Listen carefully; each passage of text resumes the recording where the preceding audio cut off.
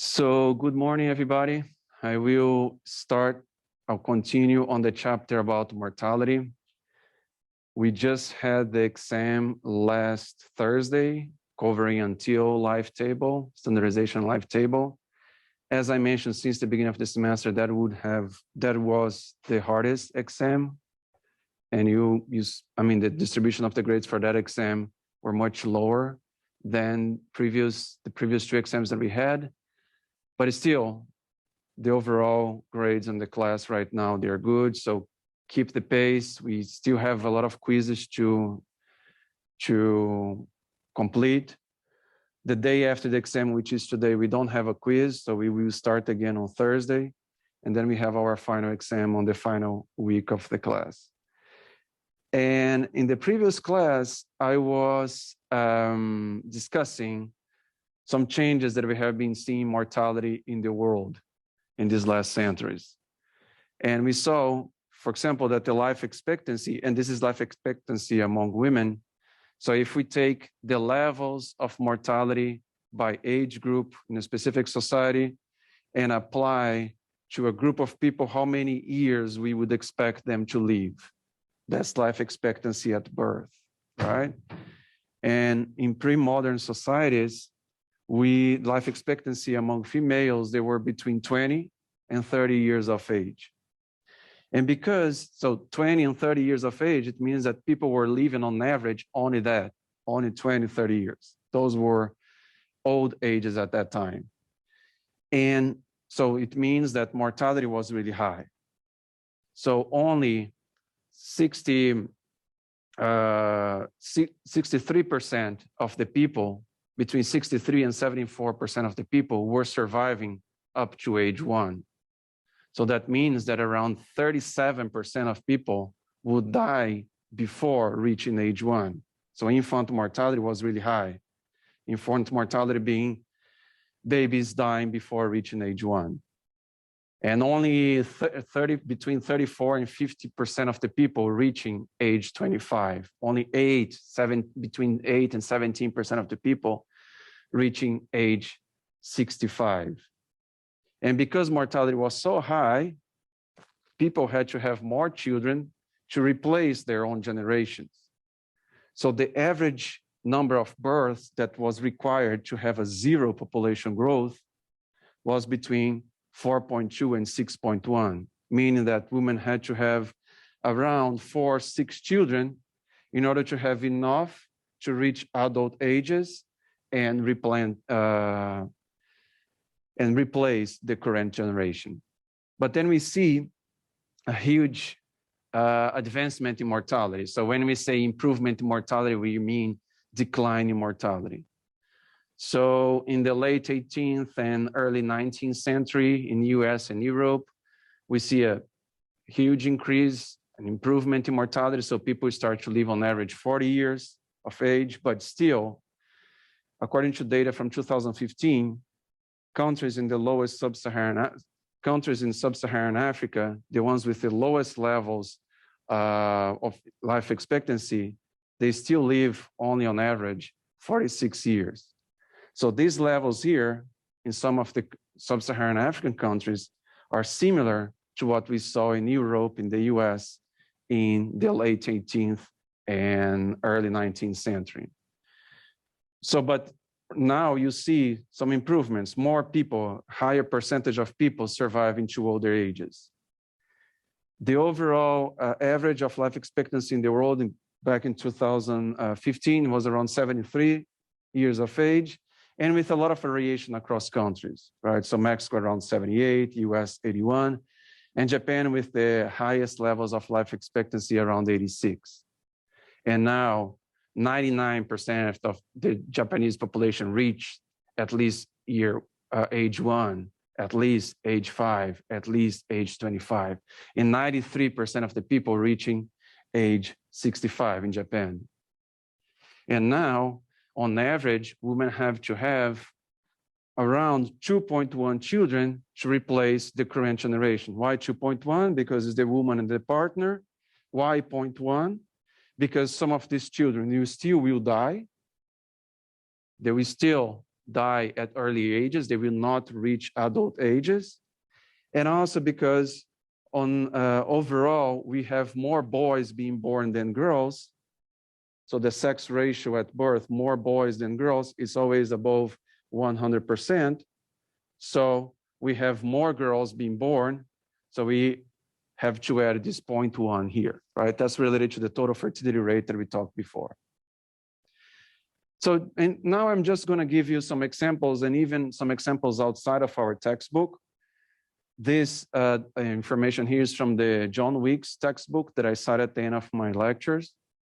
So for example, the Roman era, life expectancy was around 22 years on average, mortality really high. People who reach adulthood were not too likely to reach a very advanced age, although of course some did. And I always try to, when you always watch this TV series of like historical series of people in the Roman era, and you see all those more like older people there, they might look old, but they are not in their 60s and 70s, most of them, because life expectancy at that time was really low. So it's just interesting to see like how we represent our past societies. It's biased when we see these TV shows. It gives us a wrong impression in really little things, little examples that they give to us. In the Middle Ages, the plague, the Black Death, hit Europe in the 14th century and having spread from Asia, sorry.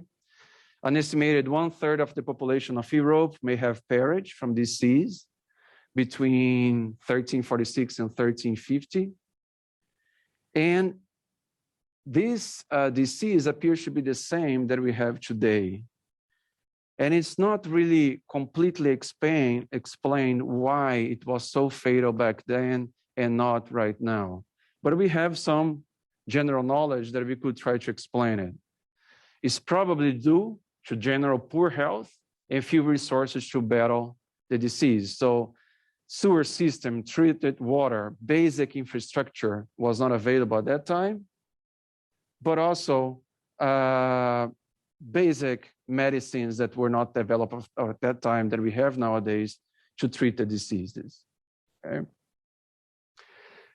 And when Europeans came to the American continent, and whenever I talk about America here in this class, I'm talking about the American continent. I'm not talking about the US.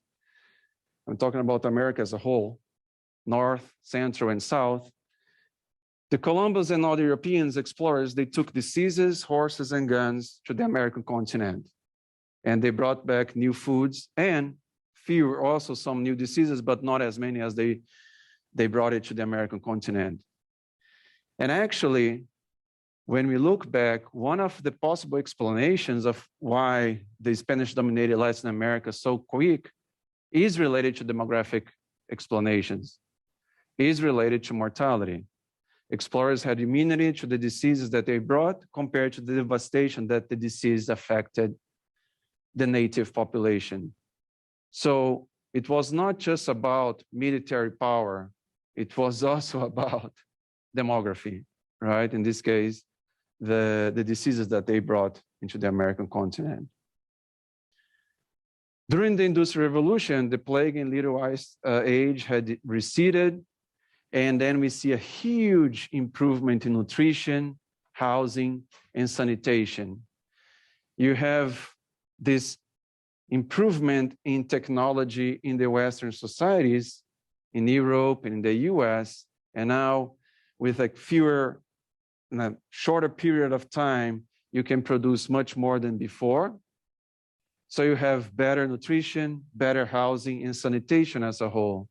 And life expectancy in Europe and the US reached around 40 years of age, which is related to the table that I showed at the beginning of the course, of the lecture. So was population growth a cause or an effect of rising living standards? So the advancements that we had in the Industrial Revolution, did they make some improvements in nutrition, housing, sanitation that make people survive longer and then it increased population? Or because we had the previous high fertility and a lot of people being born, and with a bigger population, we can invest more in advancements in economic development overall, and then tackle and improve living standards. So there is not a really clear answer to that, because there is this reverse causality, right? Increase in population improves living standards, and improving living standards make people live longer and increase the size of the population. But there were as many deaths to children under 5 years of age as there were deaths of people with at least 65 years of age. So if mortality among children really, really high at that time still. Infectious diseases were still the dominant reasons for death, but the ability to kill started to decline exactly because you start to have improvements in sanitation, in housing, and also access to more medical treatments, okay? And what were some of the key elements that helped us postpone death for all these advancements that we saw in the 19th century? So the belief in the power of human intervention, the Western society, the Western science, we start to accept science as an important development of our society. We had improvement in nutrition, which happened first in Western Europe. Clean water, toilets, bathing facilities, sewer systems in cities that were implemented. And with the first ones being implemented in London, there were some sanitation studies that showed that development of sewer systems in those cities improved the health of the population. Smallpox vaccinations, the development of series of vaccinations started to help people live longer. Validation of the germ theory. So Ignaz Semmelweis in Vienna, he was a pioneer of antiseptic procedures. Listed in Glasgow, the cleanliness principles in surgery. Doctors have to wash their hands before performing surgery.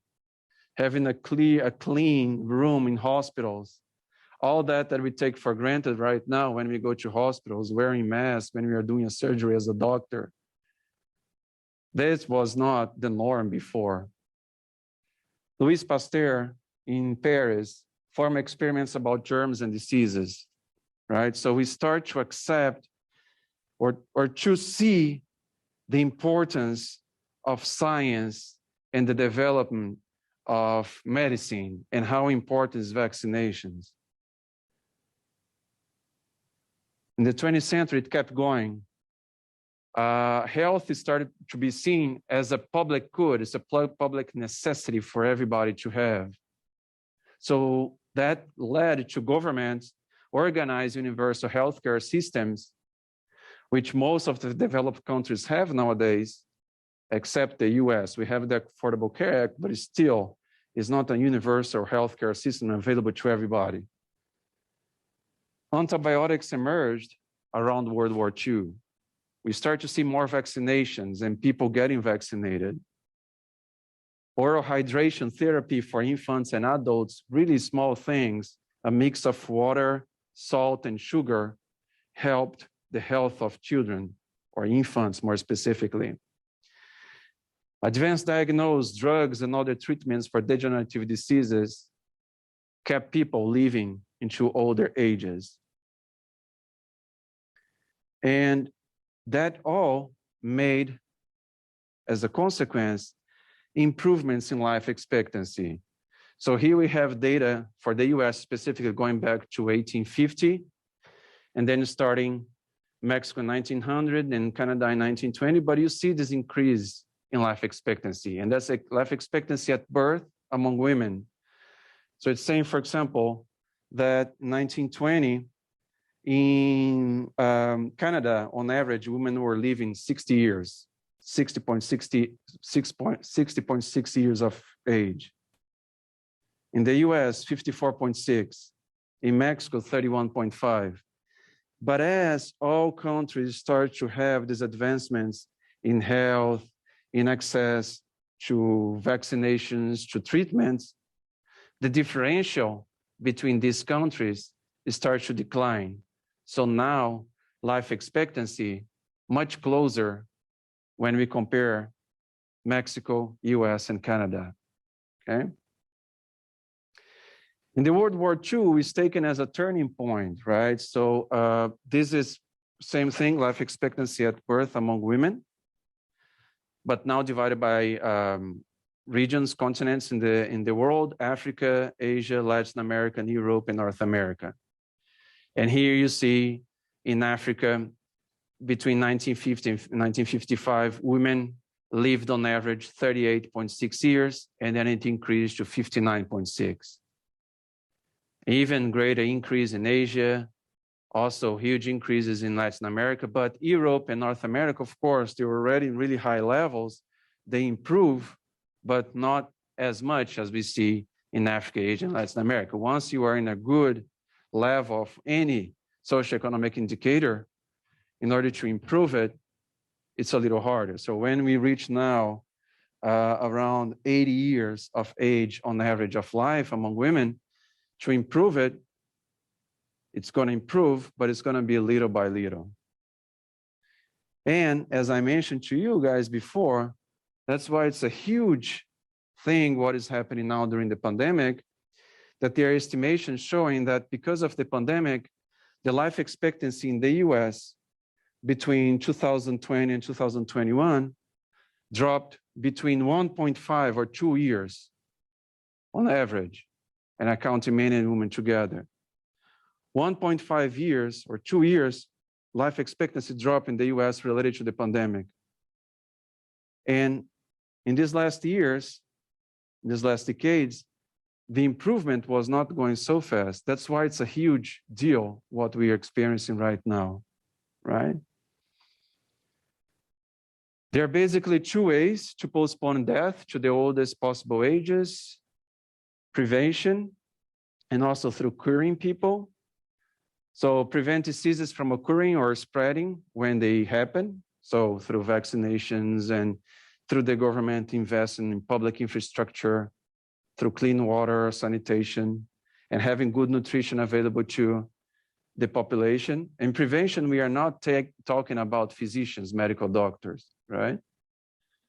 When then people get sick, then they have to get treated, and you have to have advanced technology, drugs, and skilled physicians to deal with those people, to make them, to cure them so they can live longer.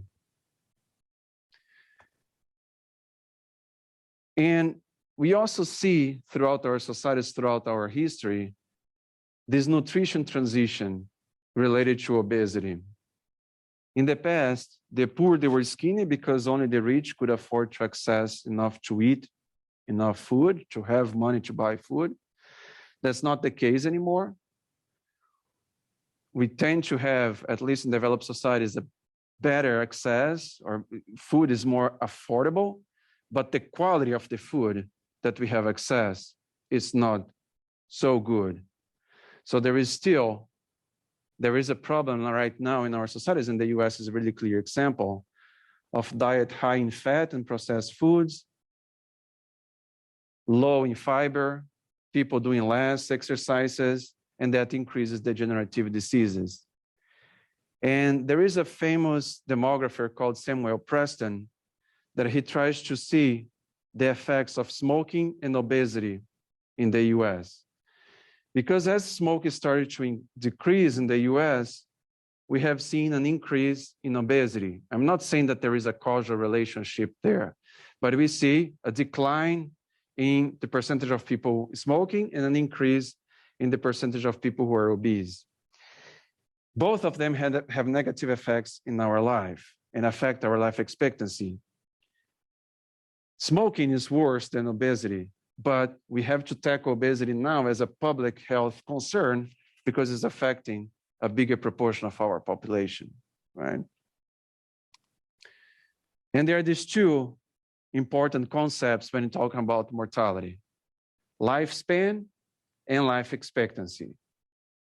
Lifespan is the oldest age to which humans can survive, right? So there was this French woman who She survived for 122 years and 164 days.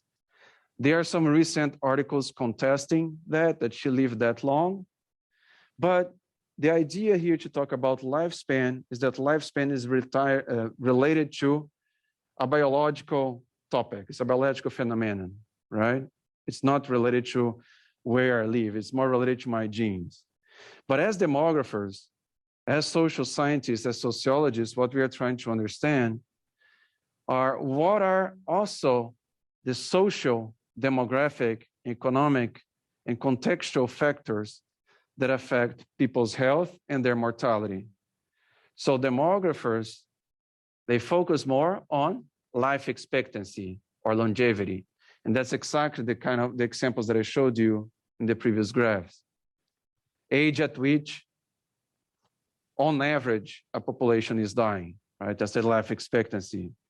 That's the expected number of years to be lived on average by a particular population at a particular time if they are exposed to the mortality levels that that society has. The life expectancy is currently around 71 years of age. So we saw a previous table there for the world was 73. So it's around that, 71, 73 for the world. And it has both biological and social components. So social, economic, demographic, all these factors affect, and contextual, culture, all these factors affect mortality.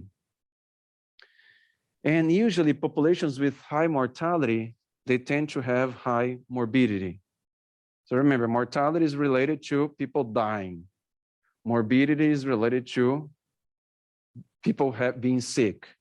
What's the percentage of people who have a specific disease in that country? So countries that have a lot of people getting sick, morbidity, there is a high chance of them dying, mortality.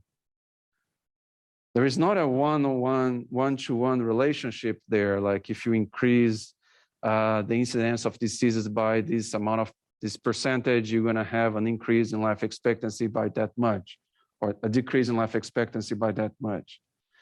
But overall, understanding the prevalence of diseases in one country help us understand mortality.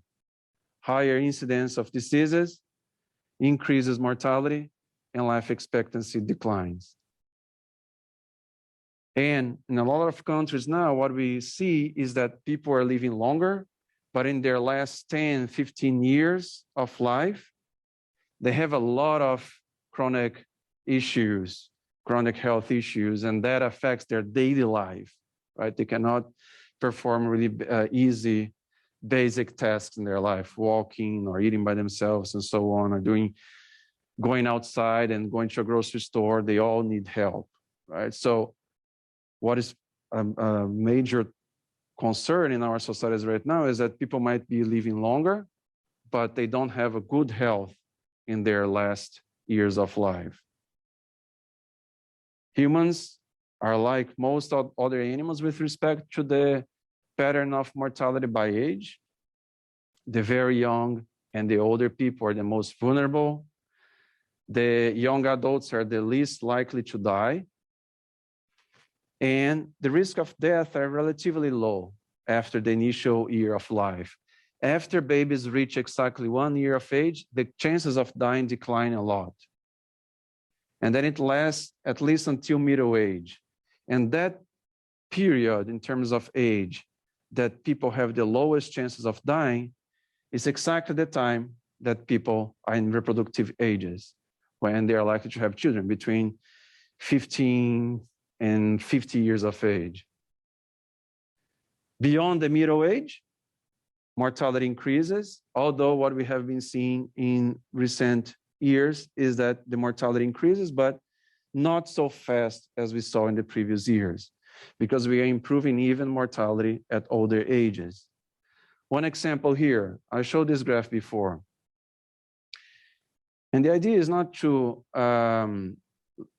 think about the year specifically, but just to look at the trends here. So we have data for Japan, Guatemala, and Nigeria, deaths per 1,000 people for each one of the age groups. The first one here, people dying before reaching age 1. Here, people dying between ages 1 and 4, and between ages 5 and 9. And what we see is that infant mortality rate, so deaths of people, of babies before they reach age 1, is really high. And then when they reach age 1, it drops a lot.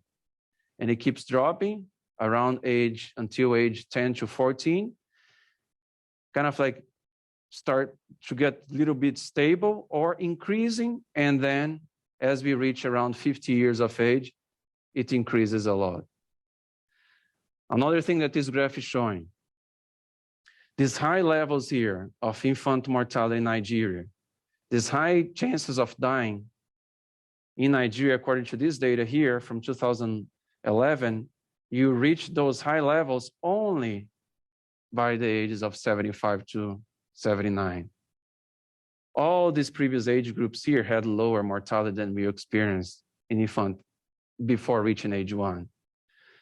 Guatemala, these high levels, we're going to see it again only around ages 65 to 69. In Japan, only around the ages of 50 to 54. We reach at younger ages in Japan just because the levels of infant mortality in Japan are really, really low compared to these other countries. So you see a huge drop in mortality after the really young ages and then increasing to the old ages. And this comparison of infant mortality rate to which level you reach it again gives us an idea of where you are least likely to die, right?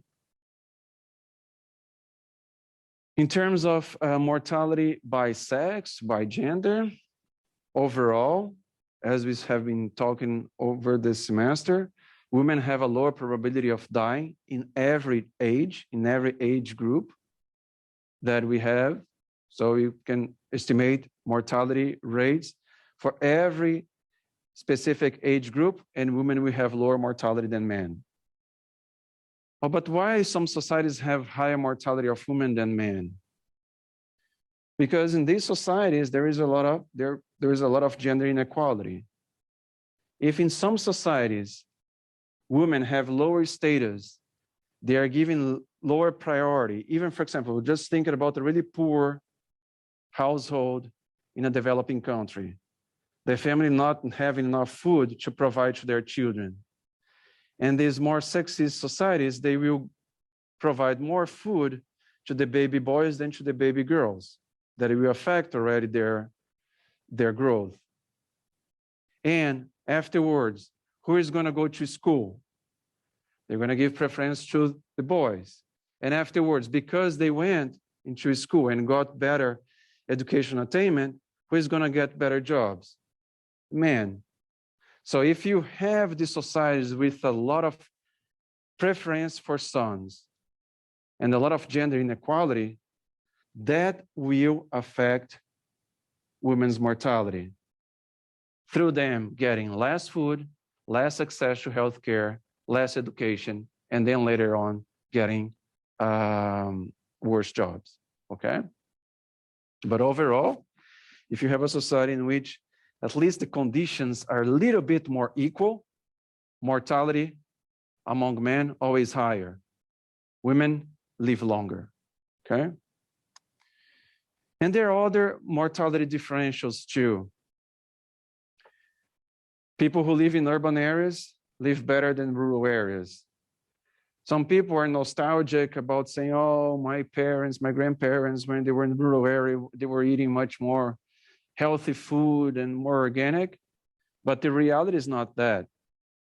In urban areas, we have better access to a series of resources that make us live longer.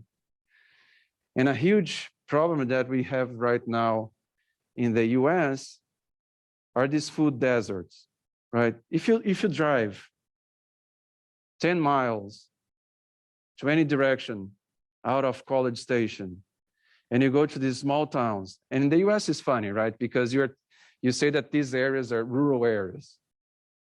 If you go to developing countries, those are not considered rural areas because they have all these services, right? So what we call rural in the US, it's not rural in other countries in the world. But when you drive to those places and you try to look for grocery stores and everything, the chances of finding it are much lower.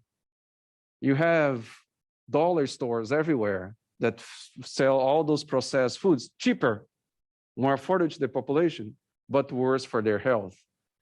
And that, throughout their lives, will affect their mortality. So there are some public health researchers doing analysis about that specifically, showing that exactly in those communities that tend to be poor and don't have enough resources to buy organic food or better food, they access this more processed food, and that will affect their health.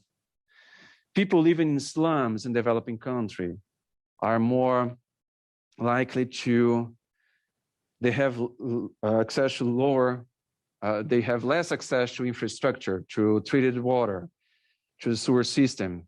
There is high incidence of violence and everything. People with better education have higher chances of living longer.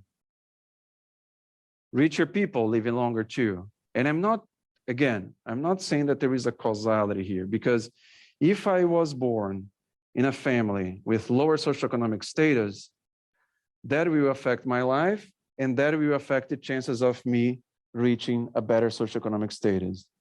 So that's generational too, right? We pass that to our children. If I was born in a household with better socioeconomic status, that will help me already have better education and better socioeconomic status in the future, and that will affect positively my health. In the US, whenever you're talking about socioeconomic and demographic indicators, there are differentials by race, ethnicity, related to the historical process that we pass through. Racism and everything that we have in this country affects our population even right now. Marital status, that's not a normative thing. Oh, it's good to get married so we'll be healthier. But on average, what we see is that people who get married, they have better health indicators and lower mortality.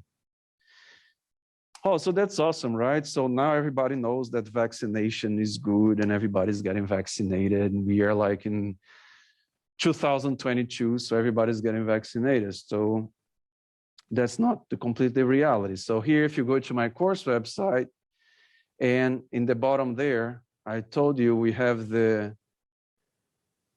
some links about the pandemic, and this website here, Our World in Data.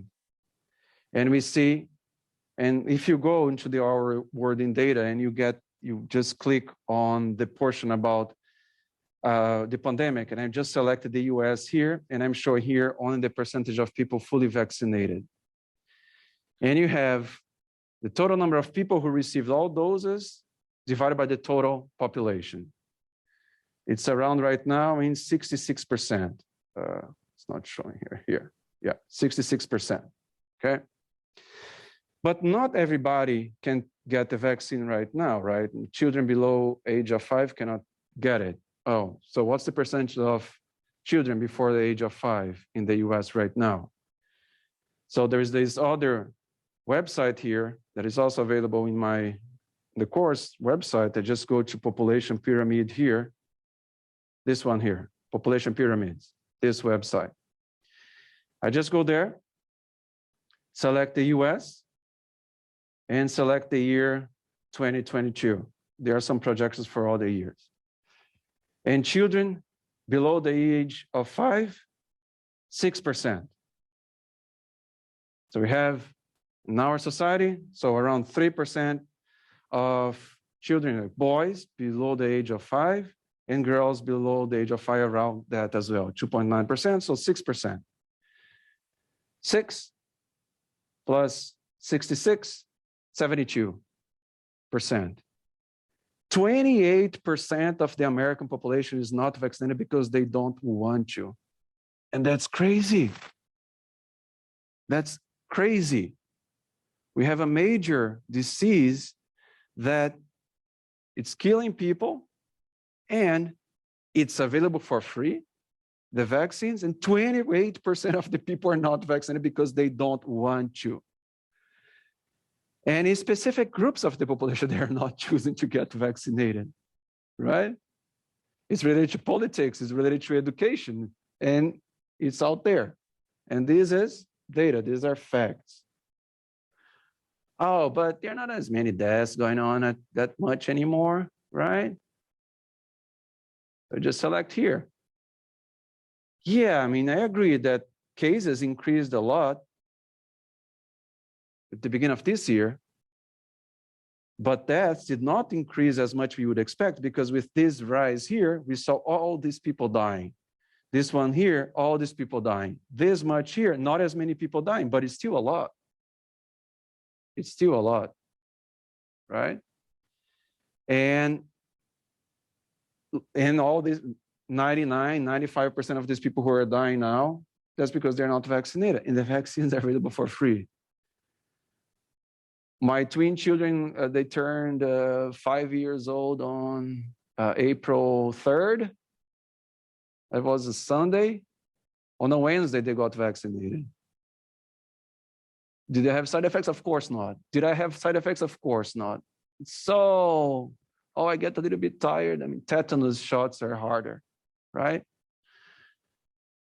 And I will go through this in more detail at the end of this course, and I have a whole section here about the coronavirus pandemic. But the pandemic is over, right? It's over. Okay, so I got the data about the pandemic from this other website at the beginning of this semester, January 17. And the US, 874,000 deaths. And I just got the same data from March, 1,004,000. 130,000 people died because of the pandemic from the beginning of this semester until now. So it's not over. And 28% of the population is not vaccinated. And it's free. And it's crazy. Yeah, so I just wanted to make this parenthesis here because we talked about vaccinations, but I will, towards the end of this lecture, I will talk more about data related to the pandemic and differentials by subgroups of the population. Now I will keep going on the textbook. So now talking about mortality trends and causes of death. So usually, like the World Health Organization subdivides diseases in these three major groups: communicable diseases, non-communicable diseases, and injuries, right?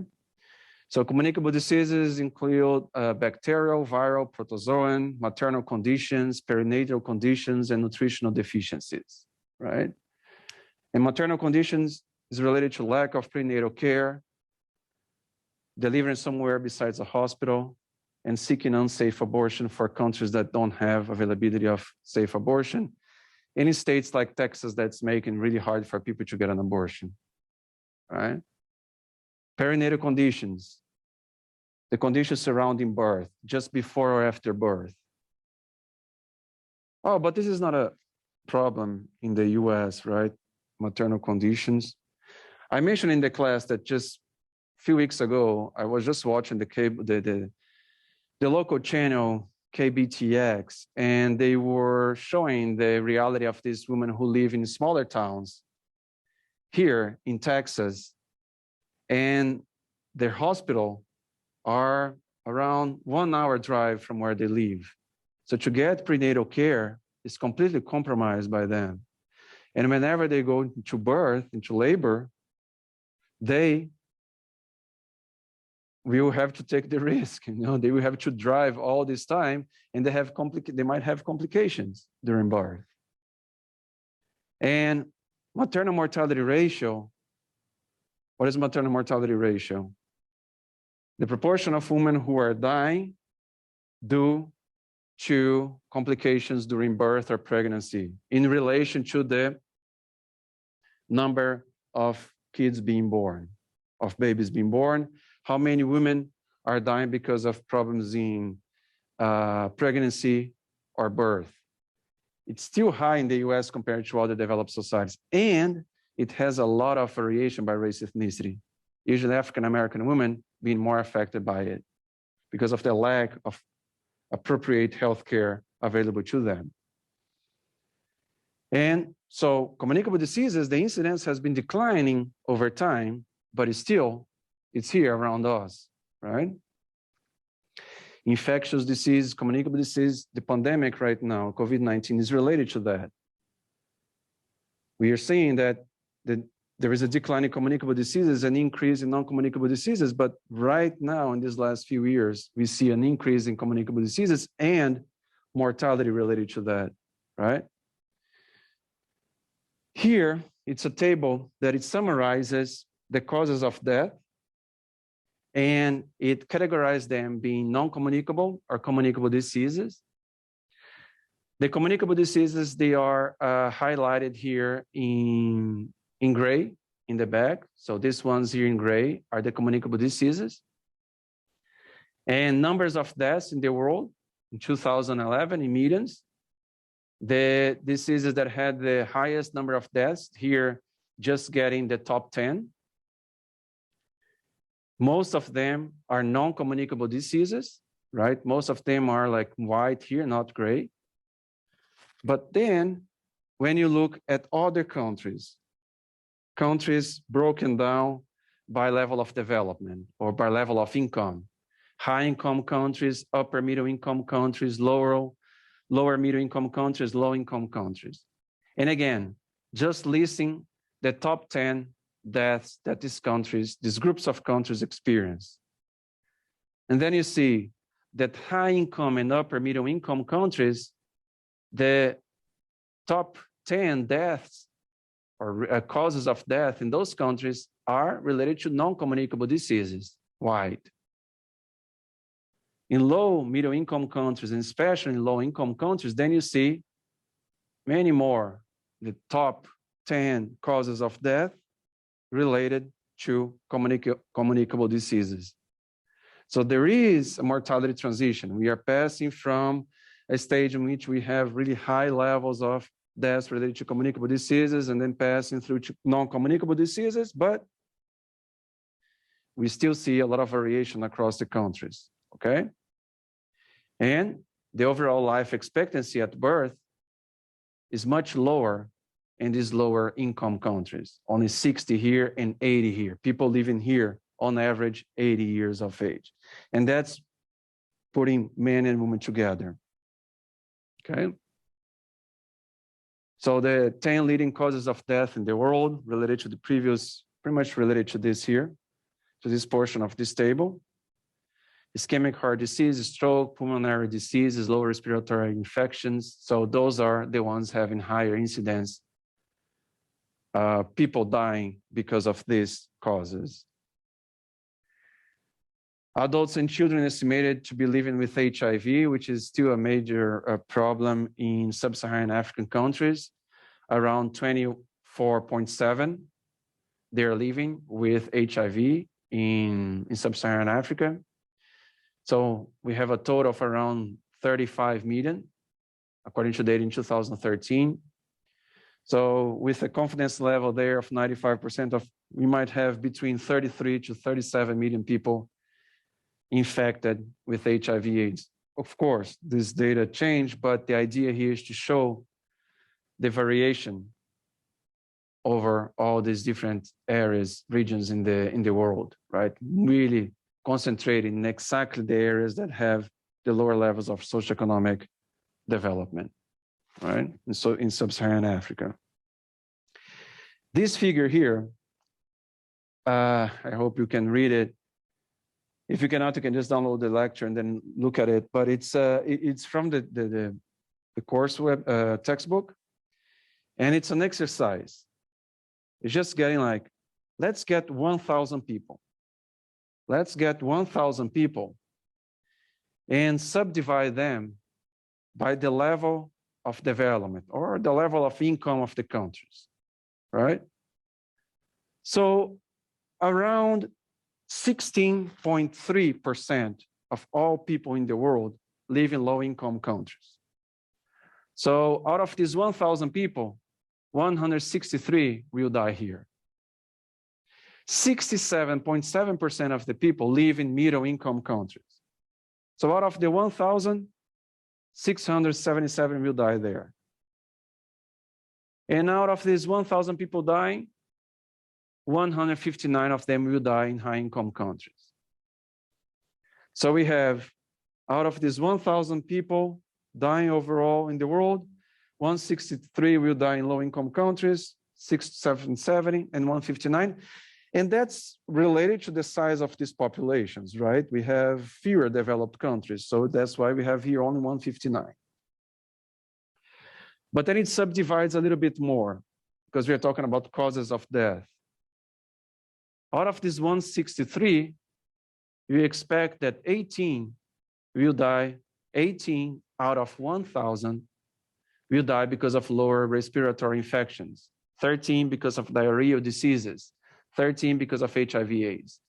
So 18 out of 1,000, so it's 1.8%, 1.3% overall in the world will die because of these diseases here in low-income countries. When you go into countries with higher levels of income, it changes a little bit, it changes the causes of death. Now you have heart diseases, stroke, chronic pulmonary diseases. The levels of people dying because of communicable diseases are much lower than the ones dying because of non-communicable diseases. It inverts, right? Here we have the top causes of death, communicable diseases, top causes of death, non-communicable diseases. In high-income country, also the same trend as we see in middle-income countries. Heart disease, stroke, and cancer, and so on, okay? So this is just to show where most of the deaths are happening and what are the causes. And the causes vary according to the level of income in each one of these countries. Here is the life expectancy at birth for the world, less developed regions, more developed regions, and the least developed countries. And you see everybody's improving on average, the blue line, but more developed regions is higher than less developed regions and the least developed countries. What else do you see in this graph besides everybody increasing?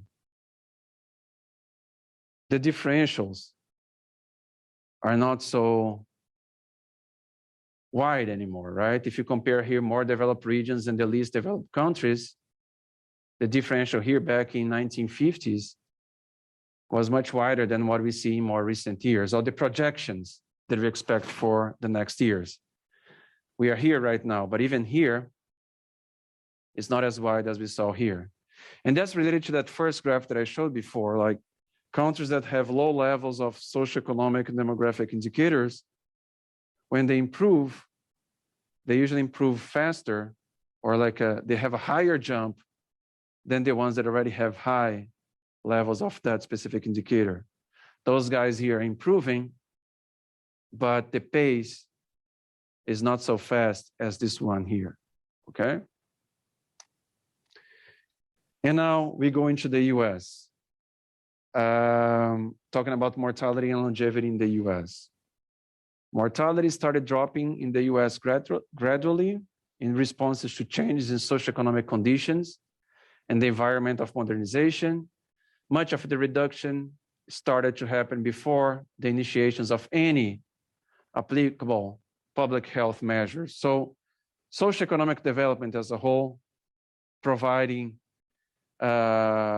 clean water, sewer system, and also better nutrition, housing, all that contributed for the US to improve life expectancy, in other words, decline mortality.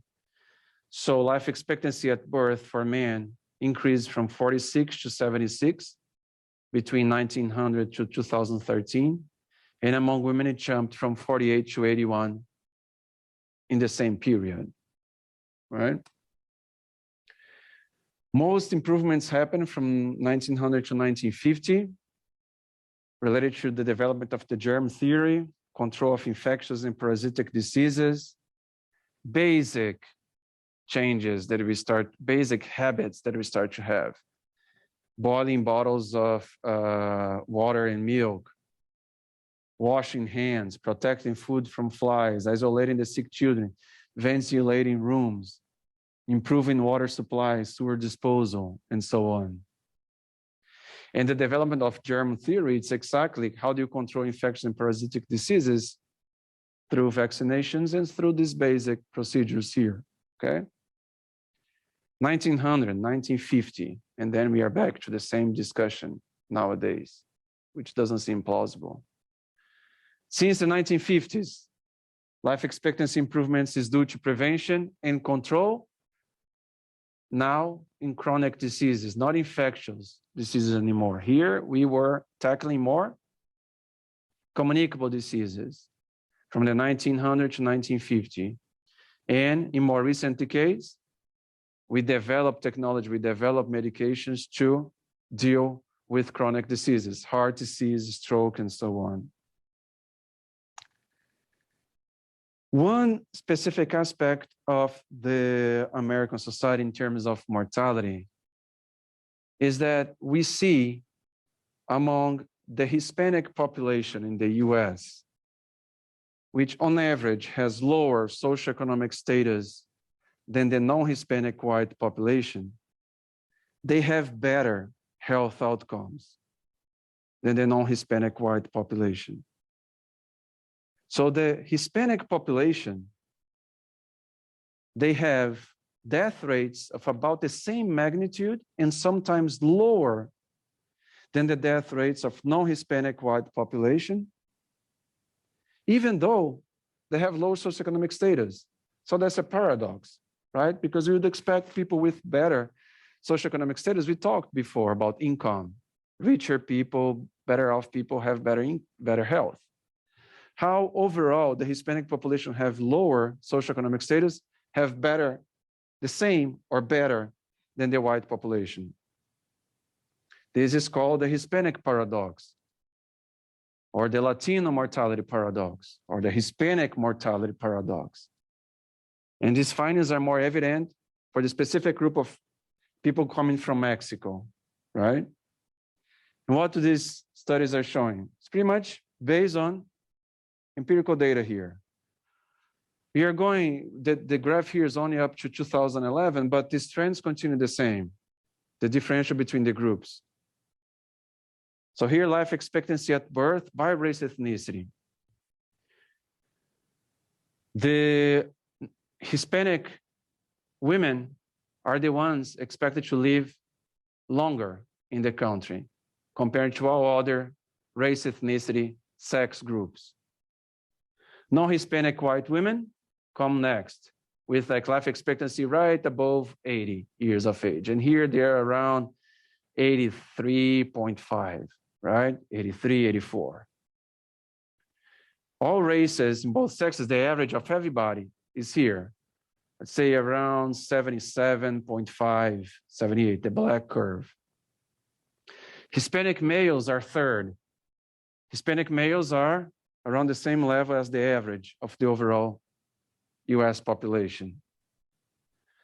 Non-Hispanic black women come next, around 76 years of age, 77. Non-Hispanic white men, and then non-Hispanic black men. So Hispanic women living longer than the non-Hispanic white women. Hispanic men living longer than non-Hispanic white men on average. And related to historical fact, like the history of the US, racism and worse conditions, we see African-American population, both men and women, with one of the men with the lowest, and then African-American women right just above white men, non-Hispanic white men, right?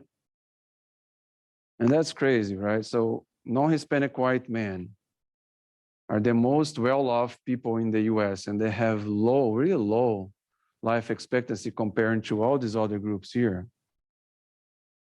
So what could be the reasons about that? Then that's an ongoing debate.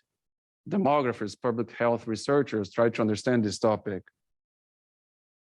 There could be some reasons here, different factors that might explain that. First, it could be a data issue, a data problem. Maybe there is an underreporting of Hispanic origin identification on death certificates. Hispanic might be dying, but when the death certificate is completed, the box of being Hispanic is not checked, right? That could be that problem related to data collection. Another data collection issue, misstatement of age. Maybe there is an overstatement of older ages. Some people die at the age of 70, but their relatives, when they report something higher than that, 73, 75, because they don't know this exact age maybe of that person who just died. But most studies have been showing that usually these methodological data collection issues are not the plausible explanations for that. So what could it be then? There are some possible explanations related to migration. There is the healthy migration effect. Whenever you're talking about migration, people who migrate within countries, between countries, they are the most well-off population compared to the origin of their place where they're coming from. Migrants who decide to migrate from one country to the other, they have a minimum socioeconomic status and health that make them stronger and more likely to migrate to another place. So migrants have specific characteristics that make them more likely to migrate from one country to the other. So there is self-selection in immigrants.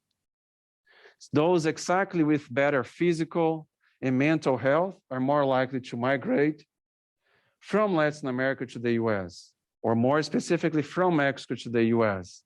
So those getting here will likely live longer than the average population of the host country, than the US. Another migration effect, what's called the Simon bias, like Simon, they moving back to where they were at the time of dying. Maybe some Mexican Americans, when they're in poor health at advanced age, they decide, oh no, I want to go back to Mexico. I want to go back to my home country and die with my extended family and the country that I love and so on. So those people, if they're in older ages, about to die, and they go back to Mexico, when they die, they will not be counted in the US. They will be counted in Mexico, right? So Mexican Americans in poor health return to Mexico at old ages. So there is a return migration effect. The ones who are about to die go back, then the mortality is not counted here. And you might have an overestimation of these trends here of Hispanic male and Hispanic female because of that. And studies have been also showing that cultural effects are important. There are better dietary practices of Latinos, eating less processed food, eating less fast food than the average in the population. And stronger family obligations and relationships, stronger family ties, stronger community ties.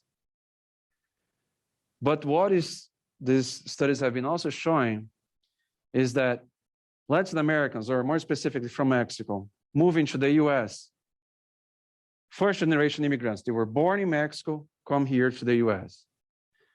These ones have lower levels of mortality, live longer, related to maybe these cultural effects, better diet, stronger family ties, everybody helping each other and so on. Their children, the children of these Mexicans are born in the US. Let's say their children were born here.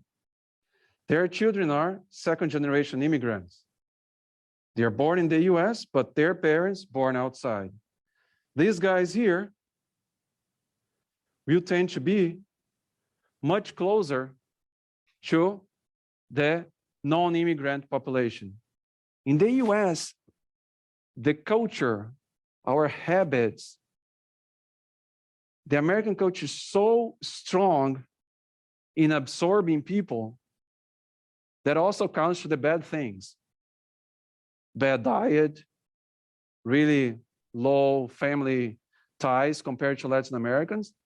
And then the second generation, born in the US, parents outside, and the third generation, born in the US and grandparents outside, the second and third are really similar to each other, right? So the positive effect we see more in the first generation of immigrants, because after the second, they are just Americans. For me, I'm Brazilian. There is no difference when I talk to people here in the US between the second and third generation. None, zero. Culturally speaking, language, everything's the same. Habits, the same. The American, the capacity of the culture to absorb people into the American culture is immense. And so that's why it's completely counterproductive, this kind of discourse that we have in the public media saying that, oh, immigrants, they should absorb our culture and talk and speak our language. This is naturally done. The American culture integrates people really fast. There is a journalist in CNN, Fareed Zakaria. He's like, if I say India, it's Pakistan, it's going to generate a problem here. But he is Asian descendant. And one of he makes like really good shows talking like in depth about problems in the world and so on. And he said one of his major challenges in his life is to make his children have at least a little bit of the culture that he has, because they're so attracted to the American culture that they forget everything. And then I understand exactly that with my children, right? Even teaching a little bit of Portuguese is a huge challenge. And that's related to this. First generation immigrants, they come with one life, which is actually good for their health. As they get integrated into the American society, that tends to get worse, right? Because of worse diet practices here in the US. Another thing that we see in the US, another major pattern in terms of mortality that we see in the US, the racial crossover. We see life expectancy at birth is the lowest for Blacks compared with Hispanics and whites. So we saw in the previous graph that the life expectancy of African Americans is usually lower when you compare to the life expectancy of Hispanics and whites. For most of their lives, African Americans have higher death rates than Hispanics and whites. But the situation changes in the very oldest ages. So there is this racial crossover. By late life, death rates of African Americans become lower than the death rates of whites. And in some cases, even lower than the Hispanics' death rates. So this is one example based on data from 2010. And here, we are looking at life expectancy at ages 70, 80, and 90. What do they mean? Once we reach age 70, Hispanic men are expected to live an additional 15.4 years. So they will live on average 85.4 years. Women will live on average an additional 18 years, so 88 years on average. These are Hispanic women and Hispanic men. And then we have here for non-Hispanic white men and non-Hispanic white women, non-Hispanic Black men, non-Hispanic Black woman. So let's compare each subgroup here among men. Once they reach age 70, Hispanic men expected to live an additional 15.4 years, 14.2, 12.8. 9, 8, 7.8, 4.5, 4, 4.4. And then you start to see this. Once people reach age 90, Hispanic men expected to live an additional 4.5 years. White men, 4 years. And black men, 4.4. So they passed the white men here. And by age 100, they pass both white and Hispanic. Among women, the same trend. They are lower here than these two. Tie with white woman here, pass white woman here, and then pass both of them. But that doesn't diminish the issue of having higher mortality among African American people here in the US, because they start to gain some extra years of life only when they reach really high ages, right? So what could be the explanations for this racial crossover? Some explanations that are discussed here. Maybe also related to methodology, to data collection. Maybe there is some age misreporting on death certificates. Maybe there is an overstatement of the age of the deceased person given by their relatives. But this would only postpone the crossover at later ages. That crossover would still happen. So that might not be related to methodological issues. But then there is a possibility of people being different in those years that they're most fragile. The surviving elderly Black population is a more robust group of disadvantaged individuals. The more frail Blacks, they die before age of 80, before age of 90. This produces a more robust group of African Americans that will live longer at the highest ages of life.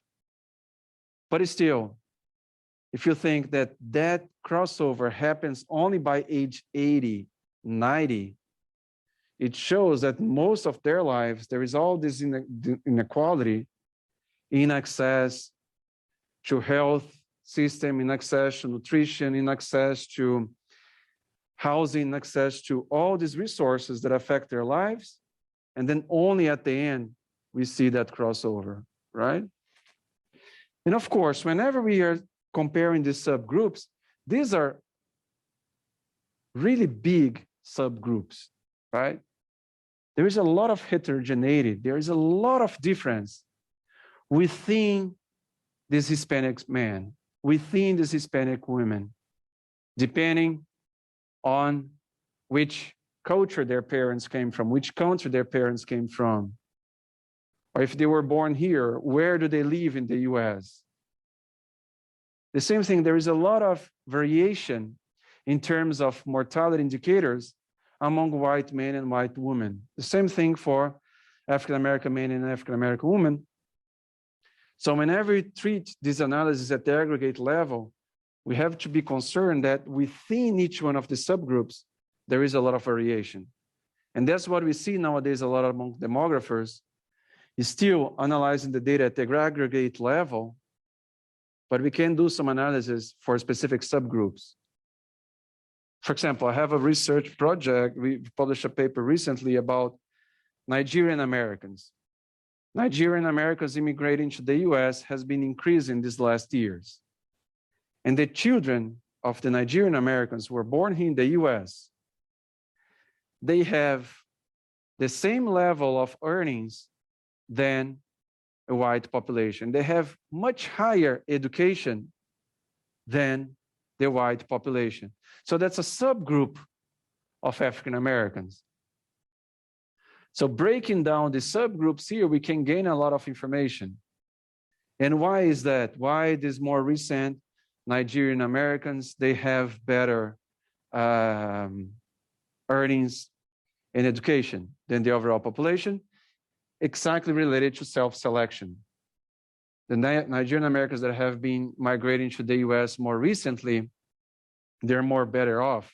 They come from better socioeconomic background from Nigeria. And in Nigeria, speak English, so you don't have the challenge at the beginning to learn English, right?